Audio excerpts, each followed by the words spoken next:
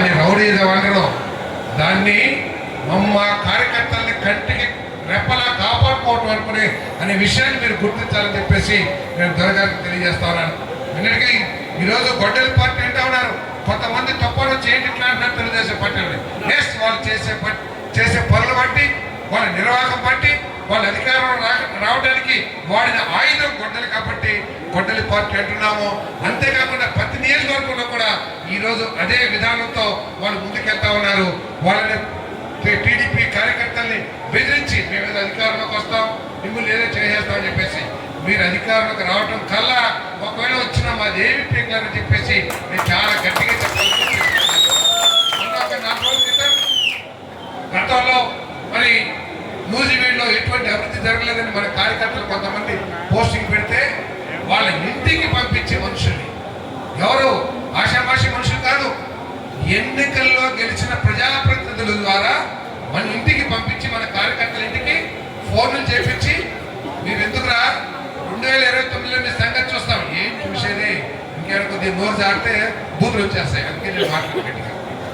ఏంటంటే చూసేది, ఇది ప్రజాస్వామ్యం. నీకు కూడా ఎవరంటే మా ప్రభుత్వం మీద రాయి, సమాధానం చెప్తాం. అంతేకాని మీరు ఇట్లా బెదిరింపులకు దిగితే మాత్రం దాన్ని రౌడీజం అనరు. ఒక స్వతహాగా నేను ఒక బలహీన వర్గానికి చెందిన వ్యక్తిని కాబట్టి, నువ్వు బీసీ కార్యకర్తని, ఎస్సీ కార్యకర్తని బెదిరించావు కాబట్టి ఆ బాధను వ్యక్తపరిచాను. అది అర్థం చేసుకోగలగారని చెప్పేసి మీకు మనం చేస్తాను. నేను అది రౌడీజం అంటారని చెప్పేసి మనం చేస్తాను. దీన్ని పక్కన పెట్టేసి మామిడికాయ రైతులు లేకపోతే మొక్కజొన్న రైతులు అంటారు. ఎస్, రైతులకి ఈ రోజు వచ్చిన సమస్యలు కాదు, ఎన్నో సంవత్సరాల నుంచి వస్తూ ఉన్నాయి. ప్రతి ప్రభుత్వం కూడా రైతులకు ఎంతో కొంత చేసుకుంటూ పోతా ఉంది. చెయ్యని ప్రభుత్వం ఏదైనా ఈ రాష్ట్రంలో ఉందంటే అది వైసీపీ ప్రభుత్వం ఒకనే చెప్పేసి ఈరోజు మాట్లాడుతున్న దొరగారు, మీకు తెలీదా ఆ రోజు నూజివీడులో ఒడ్డు పండించిన రైతులకి డబ్బులు చెల్లించాలని ఆ రోజు జ్ఞానం ఏమైపోయింది దొరగారు అని చెప్పేసి ప్రశ్నిస్తా ఉన్నారు. అంతేకాదు పామాయిల్ రైతులకి 12,000 13,000 ఇస్తా ఉంటే ఏ రోజైనా నువ్వు గొంతిప్పేవా దొరగారు అని చెప్పేసి ప్రశ్నిస్తా ఉన్నా నేను. ఈ రోజు మా ప్రభుత్వం వచ్చిన తర్వాత 24 గంటల్లో డబ్బులు చెల్లించడమే కాదు, ప్రతి గింజ కూడా ఎవరు వచ్చినా కూడా వాళ్ళ ధాన్యం కొనడమే కాదు, మరి ఈ రోజు పామాయిల్కి 23-24 రూపాయలు టన్నుకి చెల్లించగలుగుతున్నామంటే అది మా ప్రభుత్వ విధానం అని చెప్పేసి మనం చేస్తాను. అంతేకాదు పామాయిల్ మధ్యలో ఏదైనా అంతర పంటలు వేస్తే దానికి సబ్సిడీ ఇచ్చే కార్యక్రమం కూడా చేస్తామని చెప్పేసి మనం చేస్తాం. ఎస్, మామిడి రైతులకి కొంత ఇబ్బంది ఉంది, వాళ్ళని ఆదుకోవాల్సిన అవసరం ఉంది.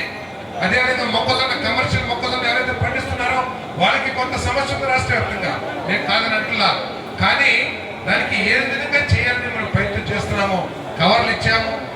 అదేవిధంగా మరి వస్తున్న కోడిపేను ఇటువంటి ఏదైతే చీడపీడ ఉందో దాని గురించి అవగాహన కల్పించడానికి ముఖ్యమంత్రి గారి ఆదేశాల మేరకు హార్టికల్చర్ వాళ్ళు మన నియోజకవర్గంలో దాదాపు 1,500 మంది రైతులతో అవగాహన సదస్సులు కూడా ఏర్పాటు చేశారని చెప్పేసి ఎందుకు శవనిగా మనం చేస్తాను. ఈరోజు అదే కాకుండా మరి కొంత బంగినపల్లికి ఈ మధ్య రైతులతో కూడా మాట్లాడారు.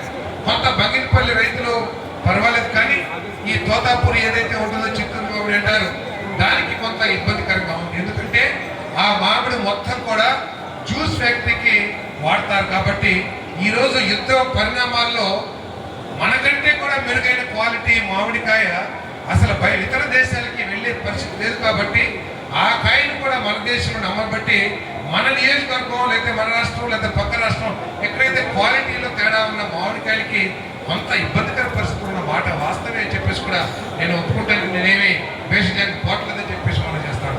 కానీ దాన్ని ఏ విధంగా అధిగమించాలని ఆలోచించేయాలి. ఇంత చించుకుంటున్నారు దొరగారు. ఏ ఒక్కరోజైనా సరే చింతలపూడి ప్రాజెక్టు ఈ నియోజకవర్గానికి ప్రాణాధారం అని చెప్పి నీకు తెలియదా జగమందర్ గారు అడుగుతా ఉన్నాను. చింతలపూడి వస్తే ఈ మామిడి పంటకి, అంతేకాకుండా ఈ నియోజకవర్గంలో పండే ప్రతి పంటకి కూడా, ప్రతి సెంటు భూమికి కూడా బంగారం లాంటి అవకాశాలు కల్పిస్తున్న విషయాన్ని మీకు తెలియదా దొరగారు. ఏ ఒక్కరోజైనా సరే 5 సంవత్సరాల్లో జగన్మోహన్ రెడ్డి దగ్గరికి వెళ్ళి, అయ్యా జగన్మోహన్ రెడ్డి గారు మా చింతలపూడి ప్రాజెక్ట్ ఎందుకు ఆపేశారు, ఏంటి దానివల్ల నష్టం వస్తుందని చెప్పేసి మీరు ఏమైనా భావిస్తున్నారని ఎప్పుడన్నా ఒక చర్చ పెట్టేవా జమీందార్ గారు అని నేను అడుగుతా ఉన్నాను. మీసాలు దువ్వితో దూకుంటే సరిపోదు జమీందార్ గారు, మీరు ఎక్కడ మాట్లాడాలో అక్కడ మాట్లాడాలి తప్పితే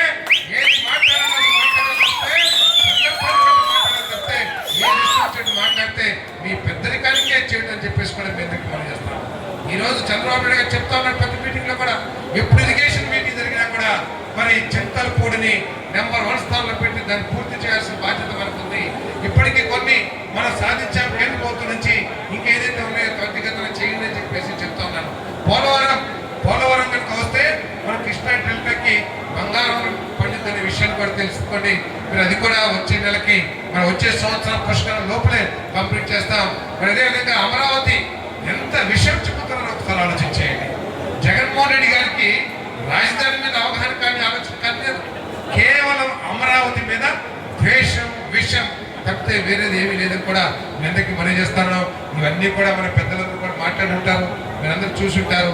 కానీ మీరందరూ కూడా మన రాష్ట్ర భవిష్యత్తు గురించి ఆలోచించి తగు నిర్ణయాలు తీసుకుని మన పార్టీని బలోపేతం చేయాలి.